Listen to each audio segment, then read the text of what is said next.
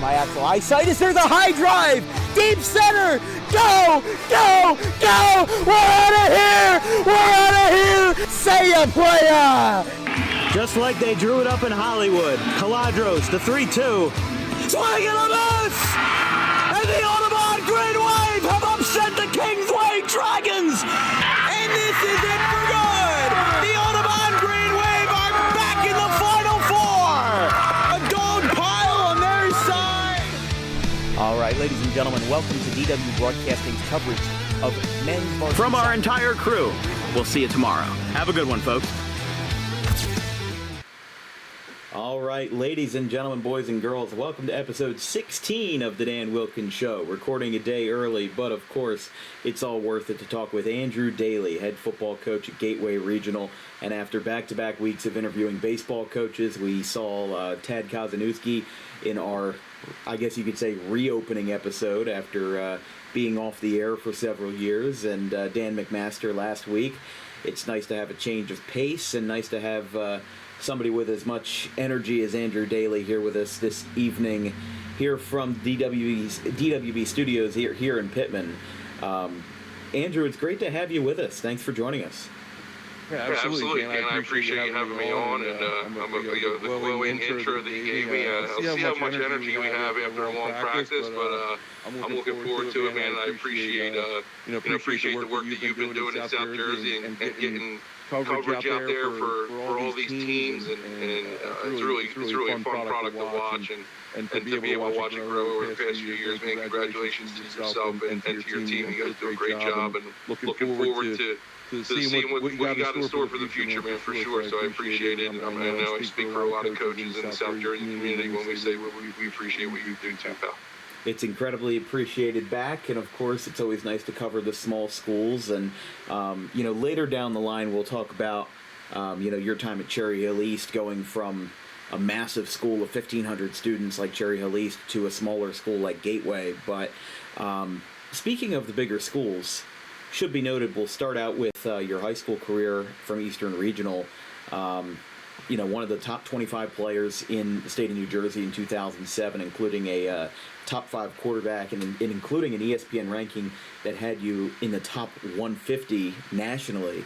Coming out of high school, several FCS offers. Stop. No, just kidding. I don't know where you go. Hey, you dug deep into the archives for that stuff. That's good stuff, for sure. But several Division I offers. Towson, Stony Brook, I believe Hofstra was in there, and all full rides, and you chose Towson for the Tigers. Talk to me a little bit about your high school experience and going to Towson.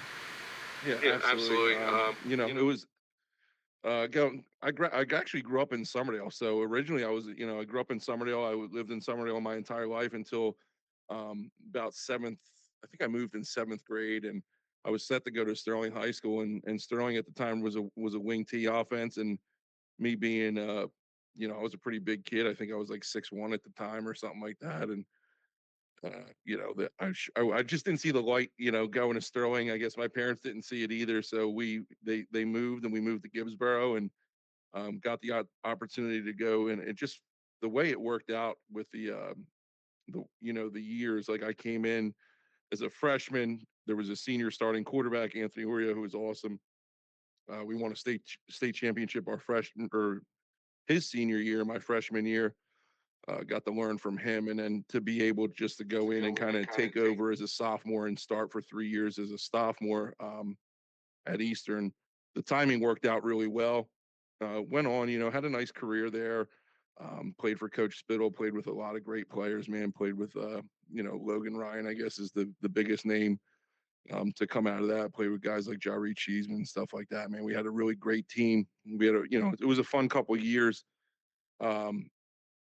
Junior year rolls around, and they always say the junior year is your most important year when it comes to recruiting. Had a pretty decent year junior year, and then junior year summer going into my senior year, I was able to pick up my first offer, which was actually from Hofstra. I went up to Hofstra for a prospect camp. It was pretty cool because they actually kept me after the camp. I did pretty well there. they kept me after the camp and they put me through a private workout, and I was throwing passes to Marcus Colston. So like who the Saints wide receiver. So, uh, I went through a private workout there. They took me up to the facility. They offered me a scholarship on the spot. It was pretty cool. Blah blah blah. A couple weeks later, I guess I wound up committing to Hofstra, and I was ready to go there, and my buddy who was playing who I played with at Eastern, who was playing at Towson at the time, he had graduated. He was a year above me. He had reached out, and said that Towson really liked me. Um, the coach wanted to talk to me, wanted to know if my commitment was solid or not. And at the time, I was on rocky relationship with Hofstra because of something. They long story short, you get told one thing, we're not going to bring in any other quarterbacks, blah blah blah. You find out that they're bringing in a transfer quarterback. So now I'm like, well, what does that mean for me? This, that, the other. So I went down to, or the head coach from Towson came into Eastern. They offered me a scholarship. I wound up decommitting from Hofstra. Went down to Towson, took a visit there, and just absolutely fell in love with it and knew that it's where I wanted to be. Committed there, went there for 2 years, redshirted as a freshman, still got to travel. I was the third string quarterback, so if anything happened to the first string guy for a long term period, I was going to be the guy, but didn't get a chance to play. And then going into my redshirt freshman year, um, had surgery on my foot and missed about half the season. Came back after that season, our coaching staff got fired, and new coaching staff that they brought in, I was pretty familiar with, and just decided that it wasn't my time there, and my time was up, and I made a change, and that story is I can go on forever about that, but I'll just cut it there, and that was my experience at Eastern and with Towson. So Yeah, and excuse me for being ignorant, but this was before Eli Apple at Eastern, right? A couple yeah, years. that was before Eli. So I was a senior, and Logan Ryan was a sophomore. So Eli came after Logan too. So yeah, I knew my years were a little bit off on that, but I think Logan graduated in '09. I was '07, and then I think Apple was after that. I'm not sure. I didn't play with him. I didn't really know him. So. mhm. Yeah, but still shows the treasure trove of talent that has come out of Eastern Regional in the past 20 years, and some great NFL talent, like as you said, Logan Ryan and Eli Apple. And you were talking about that Saints wide receiver that you also were throwing passes to, and a lot of good connections around there. But Yeah, for sure. but one of the things that has been really interesting when I've been doing research on the people that I've been interviewing on how recruiting has changed over the years. You see a lot of these kids that are posting the commitment posts on social media and these full-blown videos with the fiery animations. I saw it today for Andrew Valet, GCIT pitcher who just committed to Notre Dame. It's cool stuff, but you guys didn't really have that in '07. Social media was around, Facebook existed, Yeah. Twitter was basically brand new, but those kind of that kind of aura and spotlight around the commitment aspect wasn't really all that public yet. So how would you say recruiting when you were in high school, about 15 years ago, about how that's changed from now to how you experienced it? Yeah, for sure. I think now with the technology world at your fingertips, with the simplicity of Huddle and being able to use you know uh, highlight tapes, or to be able to make highlight tapes as easily as we can now. Um, the world's really at your fingertips. These kids these days are able to make highlight tapes, find coaches' email addresses, and they're blasting every single coach on the earth. Um, a lot of them doing it themselves, whereas back in 2007, 2006, when I was being recruited, like, my coach, first of all, was literally cutting up and splicing VHS tapes and DVDs and stuff, and mailing them out to different colleges who I said, who I was interested in. And quite frankly, how I got noticed by Towson was, um, but my buddy who I told you who played wide receiver there, the coach was they were jokingly watching everybody's highlight tapes in the office one day, and the coach saw me on film throwing the ball, and he said, who's your quarterback throwing?" And he was like, "Oh, he's a junior this year. He's a senior. Blah blah blah." He was like, and that's how I got noticed by them, by happenstance. So they were never really like a school that was on my radar to begin with. But now, like I said, it's just a lot easier. Not always the right way to go about it, and personally speaking, I think that there's not a lot left to the coaches anymore, where it used to be, um, like it used to be the coach's job. It was very important for the high school coach to be able to make those connections with the college coach and reach out and say, "Here, I got a guy for you." Blah blah blah. 9 times out of 10, and I still have those connections just from where I've been in my background and coaching with coaching in college and being there and stuff. So I'll still reach out for guys, obviously, but 9 times out of 10, these kids have already done it themselves. So like, oh yeah, he already sent me his film, blah blah blah. There's no, like, everybody's cutting out the middleman, which is the middleman winds up being the head coach. But obviously it all comes back to college coaches are always going to come to the high school head coach and kind of get a reference and tell me about him and tell me about his grades and his work ethic, stuff like that. So in that regard, it's not too different. The big thing that has changed is the GPA. um, you're not getting into accepted into a program or a division. You can't, you're not eligible for a scholarship right now, I think, unless you have like a 2.3 or 2.4, which is different because I know I didn't have that coming out of college or coming out of high school. Like, I'm not afraid to admit it. I wasn't the best student, but um, the academic requirements are a lot tougher now. So the instance of being a true student athlete is exactly what it sounds like. You can't just go out there and be the best player on the field. You have to be able to get it done in the classroom too. And I tell kids this all the time because I was in that position. Like, there's nothing worse your senior year in high school when your friends are going down the beach on a sunny day in May or June, and you're stuck in school because you have to pass this biology class, or you're not able to graduate because you screwed around freshman year. And I try and tell kids that all the time because I was in that situation. But yeah, like I said, as a whole, it's different. I think, like I said, the ease of access is definitely different for the kids. But at the end of the day, recruiting is recruiting, and the best players are always going to be seen, and doesn't matter where you're at. That's a whole nother topic. If you're good enough to play, they'll find you. So. I think that's a great thing about what social media has done for modern day recruiting in football is that it has made it able for the players to be able to be found by the coaches in many different ways than that we haven't really seen before.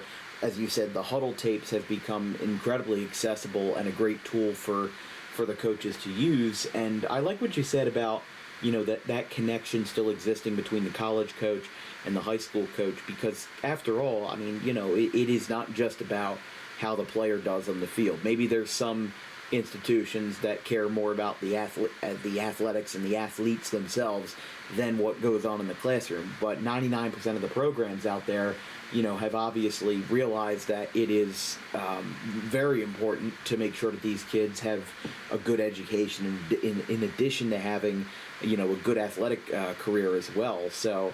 You're absolutely right. And I think, just touching on that point, I tell parents, like the parents of my players, like, we spend more time with your kids. We spend more time with your kids during football season than you're going to spend with them. So we know what's going on during the day. We know what trouble they're getting into. We know what assignments they're missing. We know what stuff. This, not saying that they don't, but you always want to have that connection with your players to be able to relay that to a coach who might come in and guess what? Listen, if a college is willing to come in and take a chance on one of your players, they're making a commitment. They're making a financial commitment, and they're making an athletic commitment to that player. And it's our job to make sure that we're doing right by the kid and we're doing right by the school too. Because I'm not going to go out and put my name on a kid just to say that I got kids playing in college, because it's, at the end of the day, it's my reputation on the line as well. So if I go out and I vouch for a kid who I don't think is going to, and listen, I'm not talking about athletically, I'm not going to go out and vouch for a kid who doesn't have a work ethic. I'm not going to go out for vouch for a kid who is difficult to coach. Because at the end of the day, if I tell them that, if I tell these colleges that, everything's great with the kid and then they go and then they fail out after their first semester, that's a bad look on me too. And then maybe I just lost a connection with that college that I might have for some of my future kids down the road. That's a very good point. It's not. I mean, it doesn't sound exactly. It sounds a little audacious to say, "Oh, it's about me too," but you're right. You're absolutely right. It's not about me. It's about the program. Dan, if I tell a college coach that X, Y, and Z is everything that you want, and he's got no flaws, and this, that, the other, and he goes there and doesn't do well, it's going to be tough for that college to be able to come back and trust me and want to recruit, let's say, Gateway again. Say, oh well, that coach sold me a bill. That coach sold me a bill of goods last time. I'm going to bypass them when I'm on the trail this time. And that's basically what that comes down to pretty much.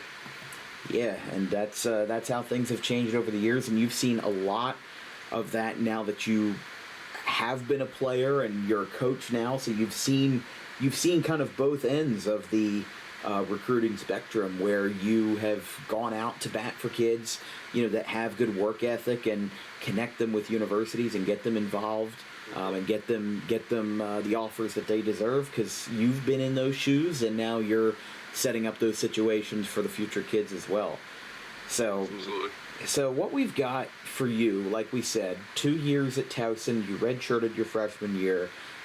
Things change with the coaching staff. You decide to go to Rowan for 2 years after that, and then basically you played a couple of light appearances there. Had a couple of There was some like that's what we were talking before the show. There's some filler in there between that. I've been a lot of places, so I had to fill in the gaps for me.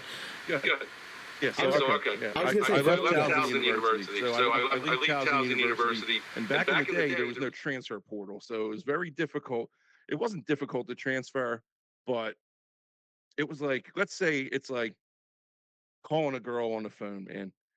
Back in the day, if you wanted to talk to a girl, you had to call and you had to go through dad first, right? Dad picks up the phone and you got to say, "Hey, Mr. So and so, can I speak to your daughter, please?" Blah blah blah. Well, that's what it was like when I was transferring colleges, because I couldn't just put my name into a portal and say, "Hey, you've been granted your release or whatever." I had to go up. I had to talk to the head coach first and say I intend to transfer, and then I had to go to compliance and I had to request my release from compliance.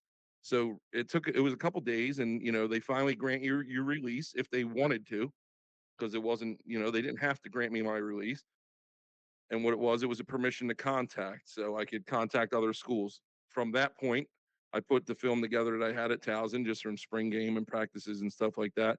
I reached out to a couple Division II schools. I had a couple small offers from Slippery Rock and from Shippensburg.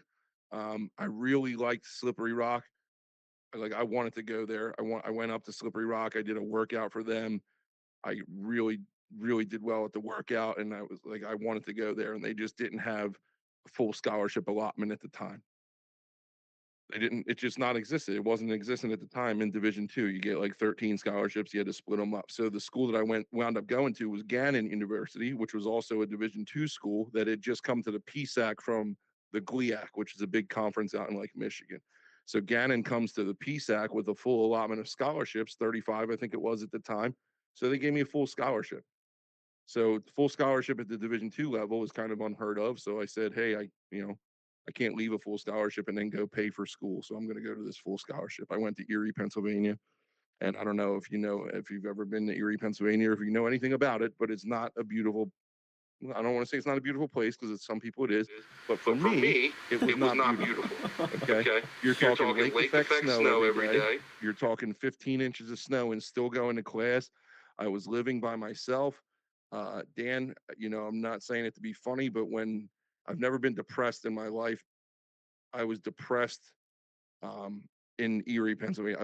I wanted to be home so bad. I was the skinniest I ever been. I don't know, maybe I should go back up there and live for a couple months and lose some weight, but I was the skinniest I ever was in my life. It just wasn't right for me. So I lasted a semester. spring ball. I was up there. I was up there for spring ball. Went home and I was done with football. And here's where the funny story comes in. So I was done with football, man. I always wanted to be a chef like crazy. So I moved down to North Carolina. My cousin lived in North Carolina. I looked up cheapest culinary schools, blah, blah, blah. One of them was in North Carolina. I go down to North Carolina. I'm living with my cousin. She's a RN. Her husband's a neurosurgeon. Like, dude, they got money. They had a nice house. I'm living with them. I'm their personal chef. I get a job at a restaurant as a chef. I last one day and I absolutely hate it. I hated it. And I thank God I didn't enroll in culinary school because I got this job as a chef beforehand, before I enrolled in school there and realized that I hated it. Okay. Um, my buddy who's at Rowan finds out that I'm home or finds out that I'm in North Carolina. I'm not playing ball. I'm not in school. And I get a call from one of the coaches at Rowan or the coach at Rowan at the time. I'm not going to name drop here or whatever, but like, hey, if we can get you into school and you apply, could you be up here? How quick can you be up here? And I put my right hand to God, dude, with this story. It's kind of crazy. I said, well, I'm in North Carolina right now. It's going to, I can be home in a couple days. This was a Sunday night. I drove through the night. I got to campus at like 7:30 at Rowan, maybe the next morning or the morning after. And I swear to God, I was sitting in my first class by 10 a.m. And I don't know how I did it. I don't know how they did it. Yeah, I don't know how they did it, but that's a true that's a true story, man. And so I was at Rowan. I went through a couple of years there. I was a backup, and I played sparingly. I was out of shape. I wasn't ready to go, and I always had a little vendetta. Because I was always big as a QB, but Rowan thought I was a little too big. And I just wasn't a good person, Dan. I thought I was better than I was when I went there. I didn't really have a good time there. I got the opportunity to go over and play in Germany, and I took that instead of finishing out my college there. There is just so much to unpack that was nowhere in my notes by any means. It went straight. Went straight from Towson to. It went straight from Towson to Rowan to Germany. But now we've got this personal chef timeline and culinary school and Gannon University. I mean, this is just. I honestly thought this episode would be short because I'm thinking, what do I have to talk about with this guy?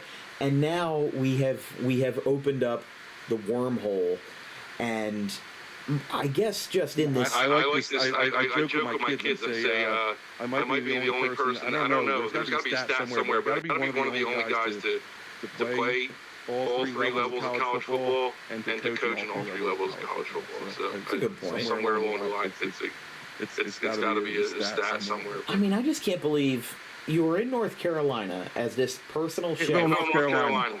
Where in North Carolina? Fayetteville, North Carolina. Okay. I don't know if they were recently hit by that Hurricane Helene. I don't think they were. Yeah, because they don't live there anymore. But I was gonna say Fayetteville's right near Fort Bragg.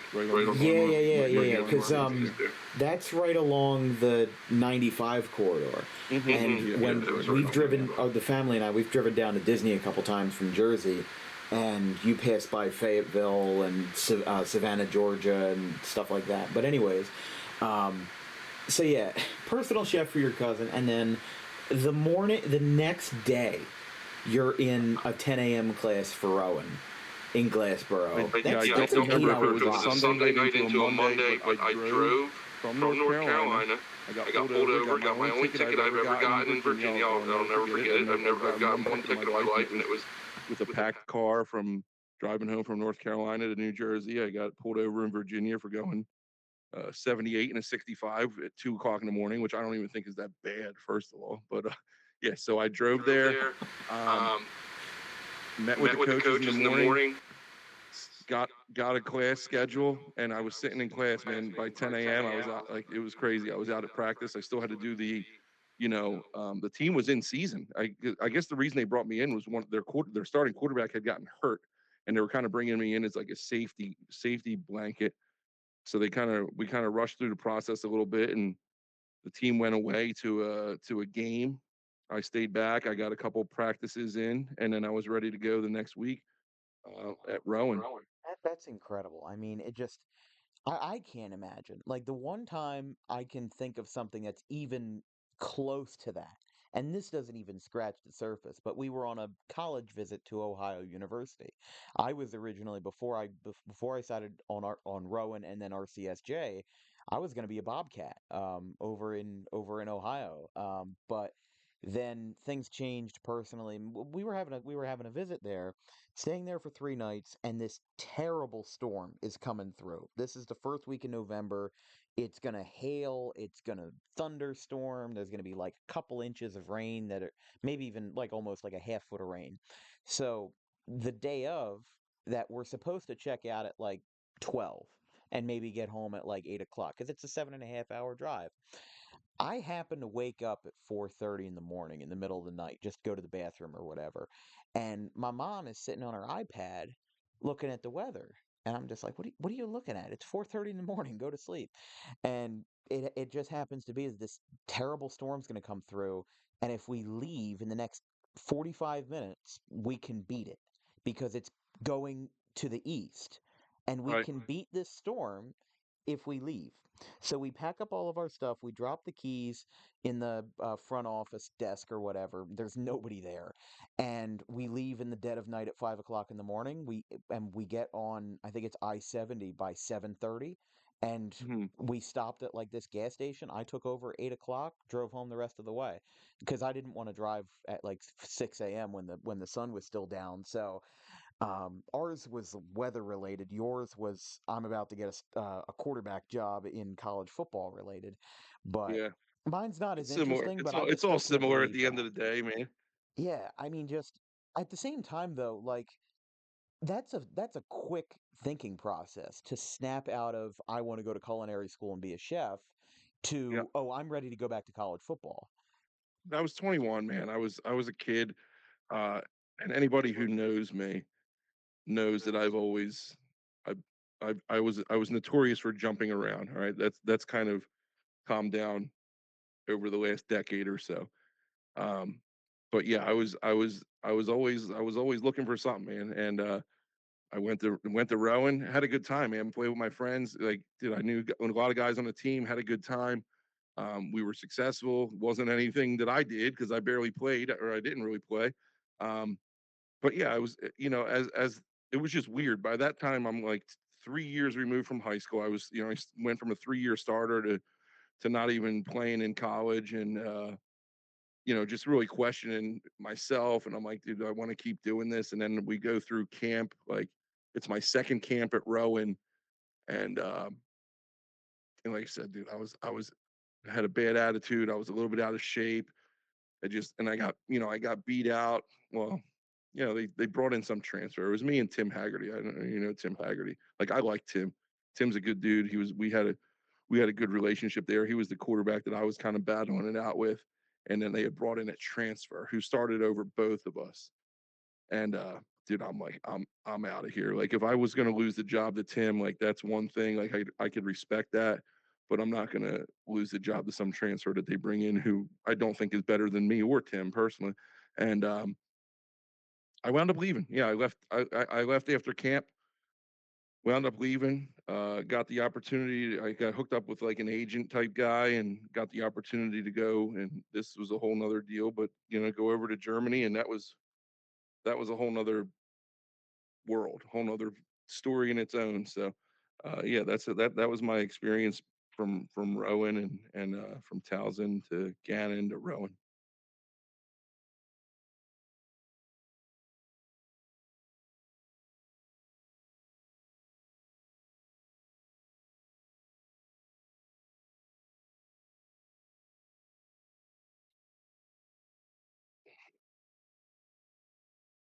That was my cousin. My cousin, she understood.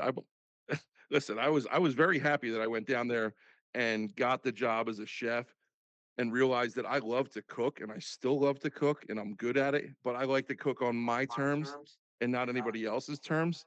You know what that means? I like to take my time, have a couple drinks, whatever. I'm making, I'm going out, I'm on the smoker, whatever it is, but I like to cook on my terms, not anybody else's. So I'm glad I learned that. And then I got the opportunity to go. to go up and continue to play football, which is obviously my always been my first passion. So Oh, this is great. So yeah, let's talk about Germany. You played 2 years in Germany. Um, Correct me if I'm wrong, but both years were with the Rostock Griffins. yeah, Rostock Griffins. Rostock Griffins. Yep, Now the thing is that Rostock is in a very, I wouldn't say rural, but they're in northern Germany, um, and they're not. I mean, your closest major city is Hamburg in Belgium. Or I'm sorry, not in Belgium. I'm sorry, Hamburg, Germany. But yeah, your closest city is Hamburg. You're decently far away from Berlin, and yeah. honestly, you're Berlin closer was about to 2.5 hours. Copenhagen. Yeah. But it's a completely different world. How in the world did you land in Germany of all places? Yeah. So there's a site out there, and I don't know if it's still around. I haven't been on it in a while. It's called Europlayers.com. So I got hooked up with it. Um, it's a site where basically football players would go on and create a profile and upload films and upload pictures and a bio, blah blah blah, and all these teams in Europe would be able to see them, make them offers, this, that, the other. So I put up, some of the film that I did have from college. I put up my high school highlight film, um, and just some bio about me, and I had a ton, like a ton of teams like offer me to come out there, and I'm sorting through them, and like they have like a rating system, and like you could rate like the team. So I wanted to like make sure I was going to a legitimate team, that I knew, dude, you're going to Europe by yourself, and somebody's claiming that they're going to pay you to do it and pay all of your expenses to do it. It's there's a couple red flags, and you want to make sure that you have all your affairs in order. So I You want to did make a sure that it's not too good to be true. correct, exactly. So I did a couple meetings, like I think there was like webcams at the time or something like that. We did a couple of these type of meetings, with the board and the coaches over there. They said, we're going to pay you this much. We're going to pay for your hotel. We're going to pay for your apartment. We're going to pay for your airfare to and from. We're going to pay for your gym membership. We're going to pay for your cell phone. We're going to pay for your bus pass. And then this is what you're going to get paid per game. This is when we want you. This is when you go home. Blah blah blah blah blah. This is what we're trying to do as an organization. And yeah, so that was it. And I really got a good vibe. I still talk to a lot of those guys today. Um, whenever they come over uh, to visit, the states, they'll make it a point to either come by here, or we'll meet somewhere else, maybe Philly or New York or something like that. But yeah, that's how I got hooked up with that. I went over there one time or 1 year, played there for however long, a full season. Came home, and then the second year was actually a little bit shorter. It was only about 2 months because they flew me. And this is the crazy part too. And I'll go back, and I'm sure we'll talk about my experience there. But just the second season, they had brought in another quarterback because I had gotten hooked up here with a pretty decent job that I didn't want to leave. And they asked me, the quarterback had gotten hurt, and they were going into the playoffs, and they were making a playoff run. And they asked me if it would be possible for me to come out and play like 3 games with them, for a month and a half or so, and then come back home. So I talked to my work, and I was like, listen, here's the opportunity that I have. I want to take a leave of absence. I want to go play, and then I'll come back and work. And they let me do it. So that was the second year I went over there, and I played 3 games. We won the championship, and I came home, and that was the end of. Well, no, that wasn't the end of my playing career, but we'll talk about that later too.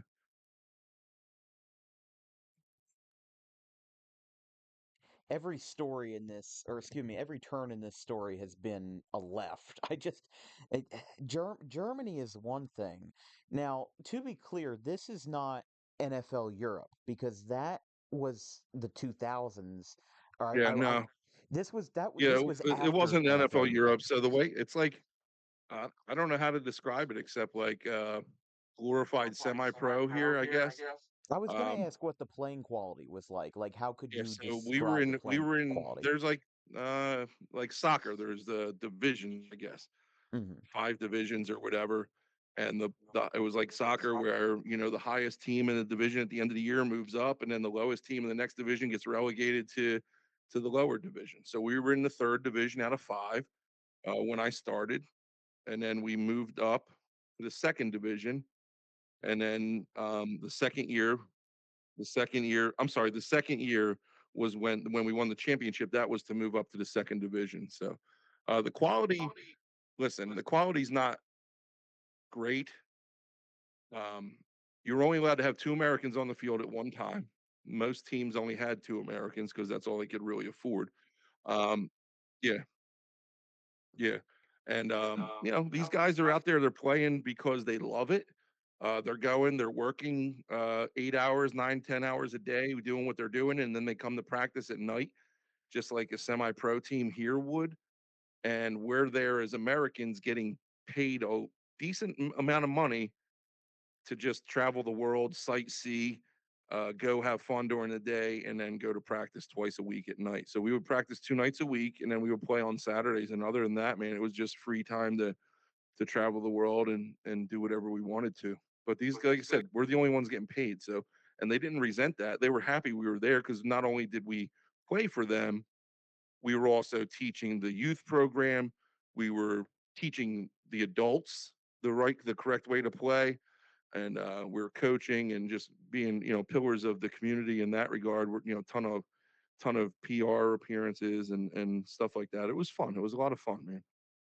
Yeah, that's interesting, and I guess that's something I can compare to like professional baseball in overseas in like Korea and Japan, where in the NPB and KBO you can only have a certain number of foreign-born players on a team. I think for them it's four. You can only have, I think it might even be less than that now.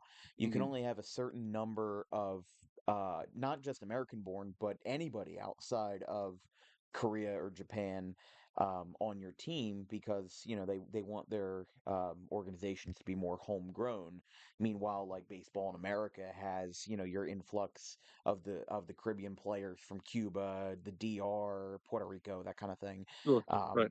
Yeah, but either way, I mean, that's the one thing that I was most curious about with your play in Germany was that like you hear a lot about European basketball and how good that is. Like Yeah.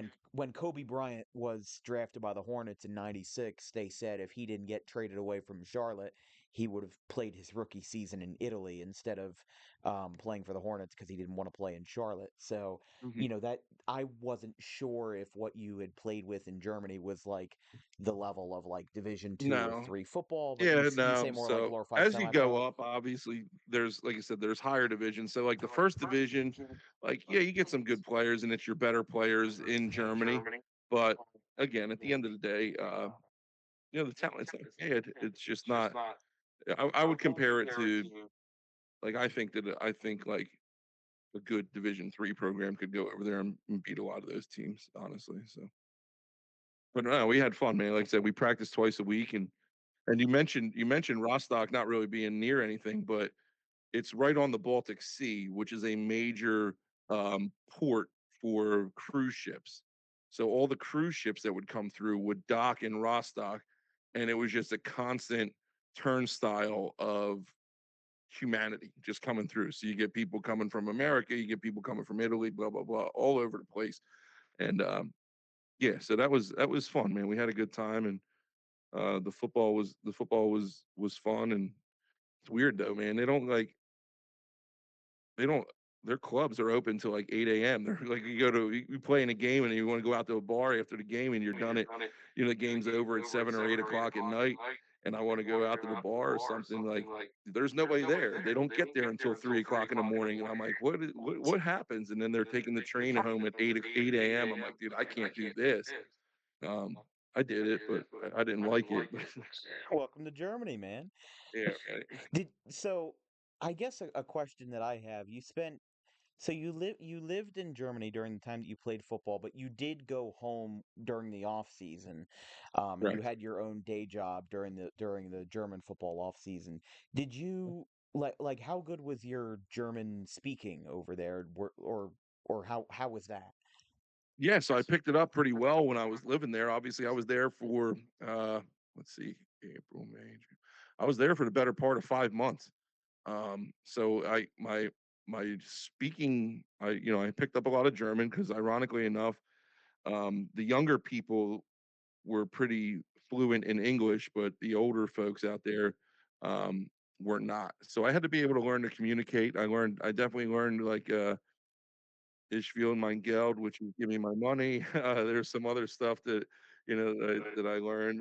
My German has definitely fallen off since then, but yeah, man, and like not for nothing, you just want to be respectful, man. You're excuse me, you're living in somebody else's country, and I didn't want to, I shouldn't have to force somebody to speak English so I could get by. So I tried to learn and be as communicative as I could in that regard. And yeah, I thought it was pretty good. I can't really tell you much today because I've forgotten a lot of it. But yeah, I was pretty fluent in it when I was there. That's one of the things that I've always wanted to pick the brain of somebody who has spent several years like a professional baseball player who goes to play in Korea, like Xavier Scruggs, or even you could say former Philly Michael Franco. He's still playing Yeah. over in Korea, and he's been there for over, I mean, like 4 or 5 years now. So, Mhm. somebody who has grew up only learning English, now has to go to this European country and learn an entirely different language to engage with their culture. I think one of the interesting things is, English has kind of become somewhat of a universal language in recent years. There was this recent poll that was done. I don't think it was Oxford, but it was a different university in England that showed that a majority of European countries, especially Western European countries, so that would be like Poland and to the west, basically anything but former USSR states, all had a majority of the population who could speak English fluently. Maybe it wasn't to the point of like being a native speaker where we don't have any trip ups in our English or in our excuse me, any kind of conversation, but a majority of Europeans could speak English at like a fluent level. But Sure. meanwhile, in America, you see Spanish as the most common second language, or English being a second language and Spanish being a first language. So the way that the world and the societies have changed with language over the years, like 30 years ago, I don't think English was a very proficient language in Europe, but now with how much global trade has affected things over there, and just how much the world has spread out in the past couple of decades, has made English a very proficient language. It's like if you're somebody who's Dutch and is going to Italy, well, you don't speak Italian, they don't speak Dutch. What's the way to cross that bridge? English. And that's what Yeah. a lot of people use, like world leaders. They just use English at their world summits or whatever instead of hiring a translator. You don't need a translator to translate all the words from Italian to Dutch. You can just use English and cross the bridge that way. So I think that's interesting what you said about picking up the language, and just you were there for, as you said, better part of 5 months. So it's not like you were there long enough to like learn it fluently, but enough to get by in conversation. And I guess what I definitely needed it on my flight home when I got held up at customs. That was another story because I guess I went over there and I was flying home, and they say, "What were you doing here?" I get to customs at the airport, and I say, "I was here playing American football." Blah blah blah. Did you get paid? Yes, I got paid. Where's your work visa? I said, I have no idea what you're talking about, sir. How long have you been here? 5 months. They bring me into this room. There's two police officers in this room, and I get absolutely interrogated in this room. And I'm like, holy crap! Good thing I got here 3 hours early for my flight. I'm not going to be able to fly home. I'm going to miss my flight. This, that, the other. Long story short, I call my team president. I'm like, listen, I'm in this office. I'm held up at customs. They say I need a visa or whatever it was to be here. I've been here so long. I made this much money. Blah blah blah. Um, somebody's got to help me out. I'm here by myself, and um, nobody helped me. I'm not saying I'm not throwing them under the bus, but they're like, yeah, well, do you still have any money left over from what we paid you? I'm like, yeah, yeah, I got money from what you guys paid me. I just played a game yesterday. That was my game money. Blah blah blah. And I wound up having to pay this fine for the customs agents in cash, which was a little weird to me. Um, so yeah, I got held up at customs, and they finally let me through with about 20 minutes before my flight took off to Belgium, and I that's how I was able to get home. So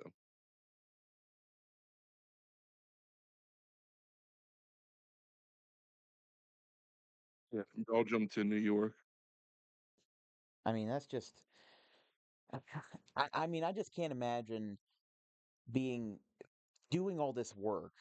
You know, you've spent basically an entire football season with this German team, and then Hmm. as you're about to go home, they give you all this trouble. Was it Yeah, like a substantial fine? Like, did that take? it was like I want to say it was like 500 euro, which is probably close to like I don't know Oof.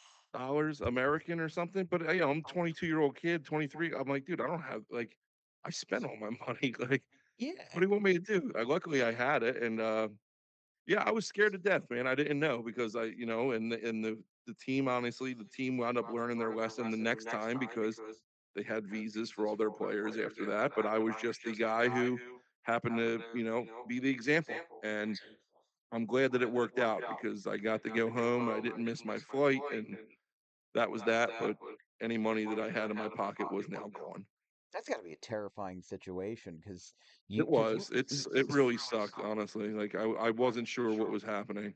And yeah. that's why I say that story because the little bit of German that I knew, I was able to communicate friendly enough, Hmm. communicative, to communicate with these guys, and yeah, and that was that. I went home and no issues the second time around because I had the visa. Right. I mean, the thing I think about is when, you're in America and you're flying to another country, they give you trouble in customs because they're asking, what are you doing here? But then this was Hmm. the other way around where you are leaving a country and they're asking, what are you doing here? And you don't have a work visa, even though you've been playing football here for the better part of 5 months. So that is an Yep. incredible story. And Hmm. I hope that whoever's watching this, if you play football in Germany down the line, make sure they give you a work visa because that might be the life Oh, lesson you might have to they'll take get away you. from this. They'll get you. They'll And get if you. you got $901 in your pocket, I guarantee that it's going to cost $900 for that fine.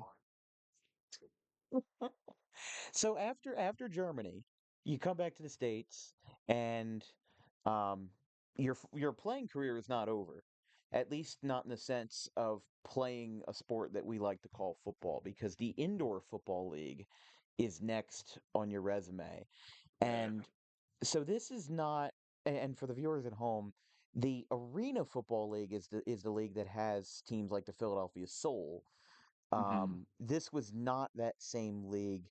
It's- No, what was that experience like? this was the I forget what it was called. It was called the AIFA, which is the American Indoor Football Association. It had teams like the team that I played for, the York Capitals, Harrisburg Stampede, West Virginia Badgers, Washington Eagles. Like again, I've heard of one of those teams before. I don't Harrisburg know. Stampede probably because they're still around, but No, I mean the uh, York team probably because uh, York, Pennsylvania, right? yeah, that's where I played. So, um, yeah. So ironically enough, after my second year in Germany, I flew home and um, I don't know how long do we have? Because say like, dude, I We tour my I we so have as I much time fly as out. you want to give to this So to I this fly topic. my second year flying out to Germany. I told you they fly me out for 3 weeks or for 3 games. I fly out on let's say for sake of argument, I fly out on a Friday, and I've been selling furniture for the past 8 months. Okay, I'm not in shape. I haven't been working out. I fly out on a Friday. I land, I get situated, and I go to the team workout on a Saturday. And I know all these guys already because I played with them the year before, blah, blah, blah. I don't properly warm up, and I'm throwing the ball around, and I go to make a throw, and I feel my shoulder tear right off the plane. I tore my labrum. I felt it. I knew exactly what it was. I couldn't lift my arm. It was just a players only workout, so there's no coaches there. I said, "What did I do? Like, I can't believe that this just happened to me." Dude, I go home, go back to my apartment, ice it up, do this stim, take medication, blah blah blah. I have practice. This is like let's say Saturday. I have practice on a Tuesday night. I go to practice, dude. I cannot throw 20 yards. Honest to God. And the offensive coordinator at the time was a player too, and he was also a roommate. He was a dual passport from he lived in New York, but he had an Italian passport. And I'm like, I told him, I said, dude, I tore my labrum. I cannot throw. Did we go through the next two games, and we barely throw one pass. I mean, we threw a couple short stuff, but we wound up winning the two games, and I got this torn shoulder. And dude, I go home, we win the championship. I go home and I go to my doctor. I eventually told my head coach, I said, I tore my shoulder the day I got here. And he was like, how did this happen? Blah, blah, blah. Like, you didn't ever told us this, that, the other. I said, I couldn't tell you, dude. I didn't want you guys to send me home. I wanted, I came out here, I felt terrible. So I go home, I get an MRI as soon as I get home, and they confirm I got a torn labrum, partially torn rotator cuff, and I played through it. And they said, I talked to the doctor, and he's like, listen, there's going to be days where you can't lift your arm, and there's going to be days where you don't know anything's wrong. Okay. So I'm like, okay. But he was like, if you ever want to throw aggressively again, I recommend getting this surgery. And I was like, dude, I'm not going to ever throw aggressively again. Like, I'm done playing. And then like I see my buddies trying out for these arena teams and these indoor teams. I'm like, oh, I can do that, no problem. And I said I could, and so I go to one of the tryouts and I feel pretty good, and then I take a little medicine or whatever, and I'm throwing. I do well, and I don't feel my arm. My arm feels good, and they give me a contract. York Capitals. I go and move up to York, Pennsylvania, and I'm working at a golf course, playing indoor football, living at one of the most famous hotels in the Northeast, the Yorktown Hotel or whatever, I guess, featured on many ghost hunter shows because it is extremely haunted. Playing football there for about you know 6 7 weeks maybe, having fun, doing well, playing quarterback, doing well, teams winning, and then they start the checks start bouncing. And these checks aren't big to begin with. You can imagine you're not playing Philadelphia Soul, you're playing a level below that. So I'm making maybe $300 a week. Granted, I'm not paying, for housing or anything like that, but they start post dating our checks. The checks start bouncing, this, that, the other. I'm like, listen, I'm out of here. I got my shoulder anyway. Yeah, so I left with like 3 weeks left in the season, and a lot of guys followed suit because they just stopped paying them, and they had to eventually they wound up getting kicked out of the hotel too. So just one of those bad situations that you hear about, um, a lot of times in minor league sports. But that was the end of my playing career, so to speak. So, and I I still mean, never got operated on. I still never got operated on, oh so I'm my still dealing with the gosh. shoulder.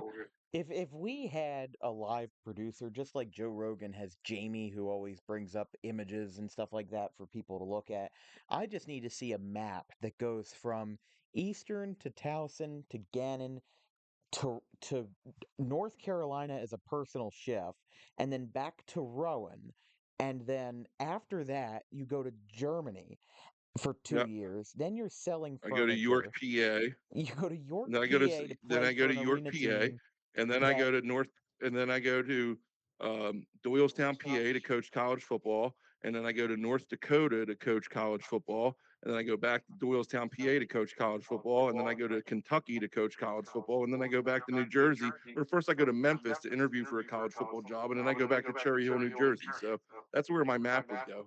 Be pretty crazy to see. I want to see my own your map now that map you is bring it just a up. squiggle at this point. This is You just could say incredible.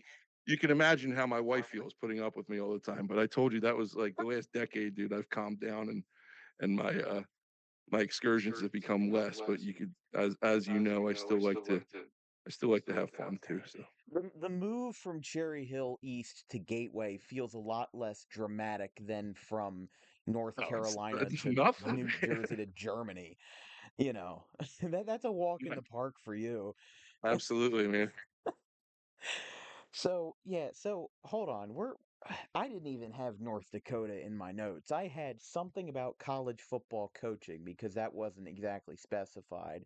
North Dakota, the land of oil rigs and the bison. Yeah, Who were you I was coaching at for? Minot State University, which is a Division II school out there. I was a student assistant. I was basically because I hadn't finished college at Rowan. So I basically Googled cheapest colleges with a football team because I knew I wanted to coach. And they came up. I got hooked up with the coaching staff there. I emailed the coaching staff. They said, "Yeah, come on out. We could pay you this much. I think it was like $2,000 or $3,000. Nothing, but I was still, working there. And like a week before, this is crazy. I haven't told my story in years. So to relive it back now, being 36 and more mature and looking back, I realize how wild it was. But a week before I'm supposed to go to North Dakota, the head coach leaves. He goes to the University of North Dakota. He takes an offensive coordinator job. So now I'm bugging out because I'm supposed to leave in a week to go to Minot State to go to school and to coach there. One of the assistants says, "Yeah, come on, come on out still." Um, Long story short, they get another head coach. I go through the winter workouts with that team, and then let's say April rolls around, that coach left. So I'm like, dude, I'm in North Dakota. This I've is been through two insane. head coaches already. We haven't even started the season. I You said, I'm haven't going played a home. I hate it. game, I and hate it you're here. Yeah, through two head yeah, coaches. right. So I go back home and that was that. That was my experience with North Dakota. But I was there. I coached for a spring. Went through So spring ball. where did you finish college? Like where did you get your diploma? My degree, I degree. My degree was finished online. Thomas Edison State University. Okay. That's what I was confused about because I heard, Doylestown and then North Dakota. I mean, that's just a bit of a jump, No, right? well, yeah, I Um, coached at Del Val for 2 years. right, So, Del Val, and then so you went through the winter workouts at Minot State, which you hmm said Division II. I mean, there's not a lot of universities in North Dakota to begin with. One of our first episodes, when the Dan Wilkins show was in its first iteration in 2020, we had an interview with John Stiglmeyer. He is the head coach at South Dakota State, okay, and this was the year before they went on to go play in the FCS championship versus Sam Houston, which I think is now an FBS team, Sam Houston State. yeah, they are. Um, yeah, I think they're in the Sun Belt. Not sure, hmm Yep. but yeah, South Dakota State and North Dakota State, which brought Trey Lance and Carson Wentz, they're still FCS, even though they've won like 10 FBS championships in the last 20 years. Either way, Yeah. hmm so we interviewed him, and it's funny because he didn't expect us people from New Jersey to want to interview a head coach from South Dakota. It was a short conversation, about like 25, 30 minutes, but it was a very good hmm conversation. And in the Sure. mail, a couple weeks later, I got a South Dakota State Jackrabbits t-shirt from like Oh, his awesome. training camp, and like a couple of postcards and stuff like that, just like a whole box of like merchandise. And they're just so nice over there. And Yeah. I still use it as like it has some Sharpie stains on it now, but That's cool, man. across 4 years, I still use it as a work shirt. It says Yeah. Jackrabbits football on the front. It's got the giant blue and yellow logo. Um, I had not heard of Minot State, to be quite honest with you, but um, so you had never so this was you had not gone to North Dakota before, but this was kind of like you were there for the winter workouts. Well, you used the word earlier about impulsive. This was a very impulsive decision. I googled the cheapest college with a football program, and I went there. And I had no, I had my parents. Like obviously, I had my parents, but I had no ties to anything holding me back, and it was a phenomenal experience for me. North Dakota was awesome, except my hair would freeze when I would walk from my dorm to the literally freeze. I'll never Hmm. forget we had winter workouts one day, one morning, and I had long hair at the time, and I'm in my workout clothes, and then I go. We had a recruit on campus that day, so I went to go shower and get into my dress clothes, and I slick my hair back, and my hair's probably to my shoulders, and I walked from the dome to where we're picking this recruit up at, which was maybe the length of a football field, and literally I could snap my hair off. It was negative. I think the wind chill was like negative 55 degrees or something like that. It was crazy, man. Wild.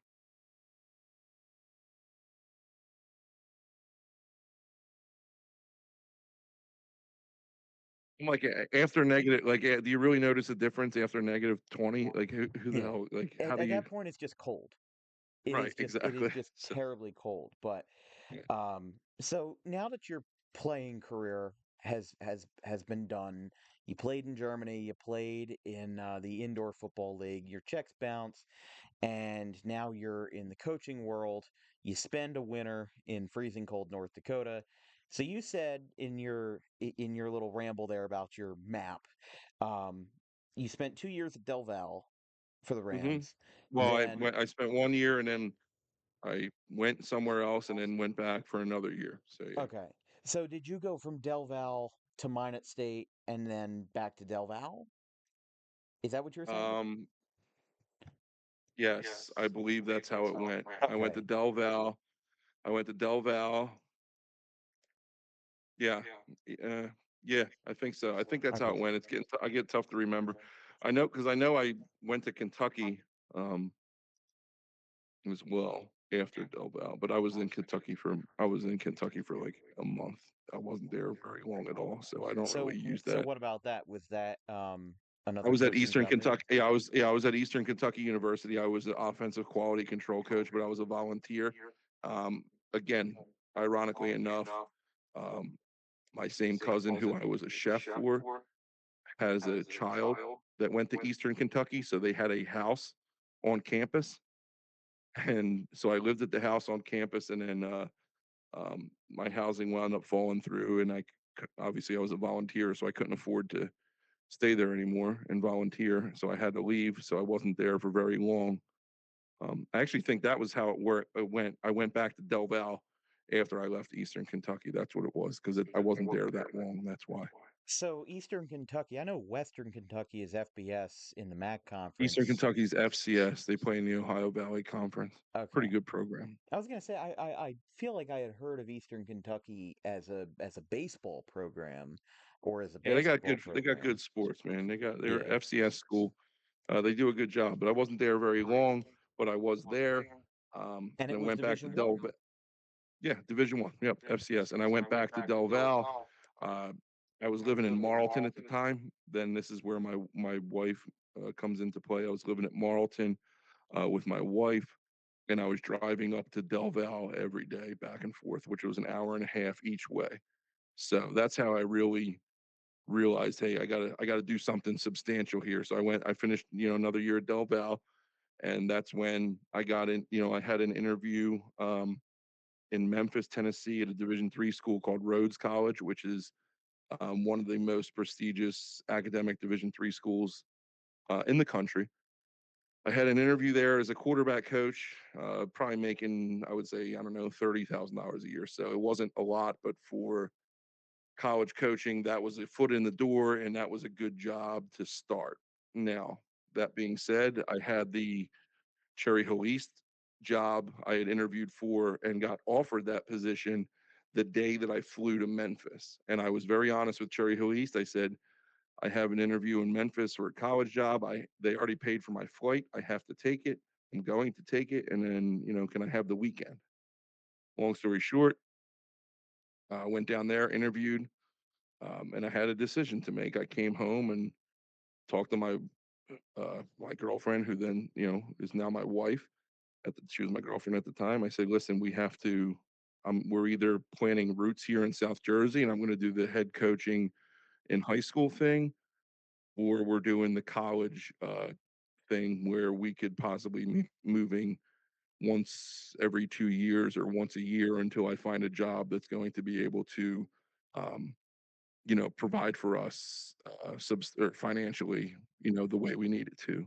And I decided to take the job at East and grow my roots in Cherry Hill and in New Jersey, and then that's where my settling down process started. That was back in 2018, I believe, and I would say I really started to settle down in like 2016. So Yeah, and I mean, look, for somebody who has been traveling, almost nomadically for the past 10, 15 years from the time you graduate high school to these past couple of years, you've been a little bit of everywhere, and not that that's a bad thing Yeah, in any no, way. no, and, but I did, Dan, and you're right, it's not a bad thing, but I got a reputation from it, man, and, dude, I credit my wife, man. My wife, like, if it wasn't for her, like, I would still probably who knows where I would be, honest to God, and I met my wife, and we have a nice, beautiful family together, 3 beautiful kids, and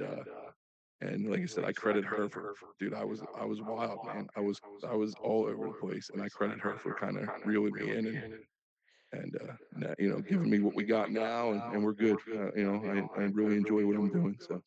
Yeah, I mean, what do they say? If you love what you do, you never have to work a day in your life. And Yeah, I don't agree with that because I work very hard at what I do, Dan. And I stole that quote from, I think it was Ted Lasso. He said, "If you work very hard, or if you love what you do, you never have to work a day in your life." But I love what I do, and I work hard. So, yeah, um, and that's always a good thing as well. And I think mhm. that it's been very interesting to talk about, how much you've traveled and how much I didn't know. I mean, I knew you played in Germany before today, and I told you before we went on the show. I said, "Dude, this is good. Like, this is a marathon, bro. Like, nobody. This is my memoir right here, brother. Like exactly. this is." Like there's 20 different chapters in 20 different places. You're in Erie, Pennsylvania, you're in North Dakota, Kentucky, Germany.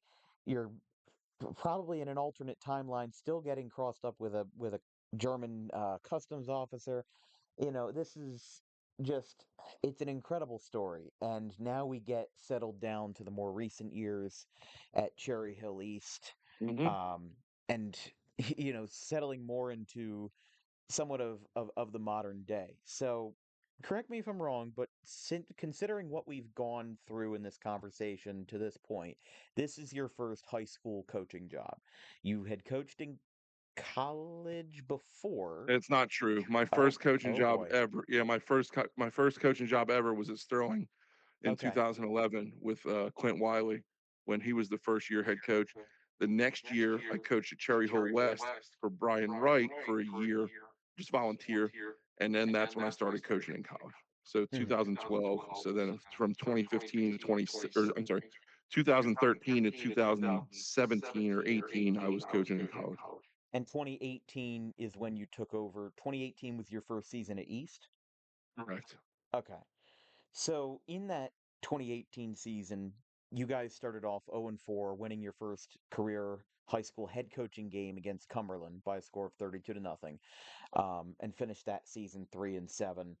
But then after that, 2019 comes around, and you guys finish 2-8. But you get some more key wins over Princeton and Cumberland. But needless to say, one of the things that I told Dan McMaster last week was high school coaching is one of the most difficult coaching jobs at any level because you have to play with the hand that you're given. That's the word I used with McMaster, the hand that you're given. Because in college you recruit, and in the pros you trade, you sign, you waive, you DFA, whatever you need to do. In high school, it's a lot more primitive. It's whoever, especially for public schools. Private schools are a little bit of a different story, but in public high schools, you just have to play with who you have and who happens to live in your hometown at any given time. So even though the records weren't exactly, star breaking, you still had um, you still had a good reputation as the Cherry Hill East head coach, and still ended up having some success out of that. So talk to me a little bit about your time as a Cherry Hill East head coach. Sure. And I'd be remiss if I didn't mention, Cherry Hill Athletic Director Mike Burrell for giving me an opportunity. Took a shot on me when I hadn't had any head coaching experience, and to give me a head coaching job at a Group 5 school with no head coaching experience. But he saw something in me, and look, when I took over that program, we had 12 kids at our first workout. Um, 12 kids at our first workout. And when we finished the year, we had over 45 kids on the roster. And then we continued to build. And by the time I left, we had grown the roster to about 75, 80 kids. And one question that I always ask on my interviews when when I go somewhere and and I'm interviewing for a position. I haven't done it in a while now. I guess Gateway was obviously the last interview I've been on, but regardless of wins and losses, would you consider this program a successful program? Because wins and losses in high school is very far from how you measure success, in my opinion, in a high school program. And that's an important question that I ask. I said, regardless of how many wins and losses that you guys have, would you consider this a successful program? And I think at my time in Cherry Hill, um, if somebody were to come in and ask the administration and ask Mike that same question about me, that he would enthusiastically say yes. The program is in great shape. I think you saw that with what Tyler's been able to do, Tyler Drob, with what Tyler's been able to do with the program since I left. Dude, I knew what was going to happen with that team. They were ready to blow off. Like they were ready to go off and be as successful as they were. I'm very happy for those guys. I was just tired, man. I was burnt out. Um, and yeah, I just had to I had to step away. I loved being there and watching Tyler grow as a head coach, and I love to watch the success that he's had. Um, but I did well there. I got that program out of the cellar. Um, and that's no slight to the coaches that were there before that, but like Cherry Hill East, like football was not relevant there for a long time, and we were able to establish a little bit of a culture, a new culture again, and Tyler's really just taken it and run with it. But um, yeah, I like to think that I had a very successful run in Cherry Hill. I took a year off. I worked as Mike. I was the assistant athletic director helping Mike because he's dude. You talk about a dude that works. I don't know if there's anybody out there who works as hard as that guy being an athletic director for two different schools, Yeah, two I different high can't school imagine. group. I've one of the things that I've wanted to do when this podcast starts to take off a little bit is I want to interview some sort of South Jersey athletic director because that job is something that so many people take for granted. You know, the buses that show up at every road match are coordinated by the athletic director. Maybe they Hmm. have assistants or something like that, but Hmm. they need the help because they coordinate everything. They put the Yeah, schedules on the map. They help, with every aspect of athletics, but yet people just associate them with standing on the sidelines at the football game or, right. Which is couldn't be standing in the furthest from the outfield at the truth. baseball And like I games. said, he's the athletic director for Cherry Hill East and And Cherry Hill West. West. So it's all of that twofold for him. But yeah, so like I said, I can't give him enough credit for giving me the opportunity to take over that program. Dude, we were successful. We had some wins, man. We had a great coaching staff. Um, but like I said, I knew what was going to happen. I knew Tyler was going to come. Well, I didn't know who was going to get the job, but I knew whoever was going to get the job was set up in good shape. They had a great program coming back, and that senior class this year that's playing now was the freshman class when I was there. So I saw the writing on the wall there, and I'm glad that they're having all this success that they're having. I took a year off. I was burnt out. I actually wound up working more hours, I think, as the assistant athletic director than I did uh, coaching, which was fun. But like I said, I enjoyed what I was doing, and then dude, I was ready to get back into it, man. I was ready to get back into it, and I saw the Gateway job had opened. I live in Washington Township. It's a heck of a lot closer for me. I put in for that, and I've been there ever since. Obviously, it was going on 2 years now.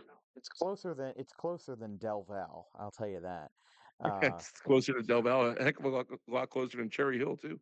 yeah, I mean, seriously. I mean, Cherry Hill think about it this way. For It'll college, take I me lived 35 minutes each way to get from my house to Cherry Hill East, and now it takes me about 14 minutes to get from my house to Gateway. So, Yeah, I mean, like, look, where I'm at RCSJ and where I live in Pittman, it takes about 12 minutes to get to campus. When I eventually transfer to Rowan after 2 years, it'll take me about 4 minutes on a good hmm. day.